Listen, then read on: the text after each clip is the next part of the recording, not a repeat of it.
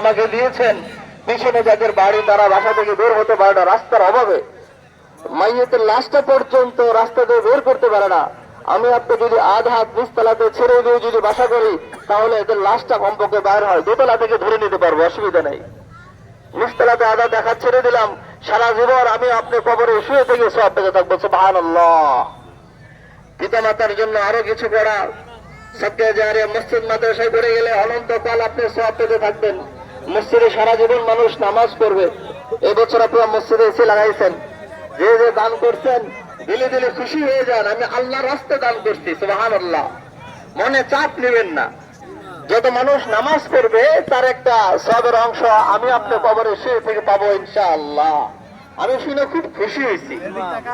অনেক মুসল্লি বলতে হুজুর গরম লাগে, কষ্ট হয়, এসি লাগালে খুশি হবো, হুজুর ভালো হয়, ভালোভাবে নামাজ পড়তে পারি। এবার আপনারা লাগাইছেন, আমি শুনে খুব খুশি হয়েছি। আল্লাহ পাক আপনাদের এই আমলটাকে, এই ইবাদতকে, এই মসজিদ নির্মাণের কাজটাকে কবুল করেন, সকলে বলে আমিন। যারা সর্বাত্মক সহযোগিতা করেছেন, অর্থ দিয়ে, শ্রম দিয়ে, পরামর্শ দিয়ে, আল্লাহ পাক সকলের সকল শ্রমকে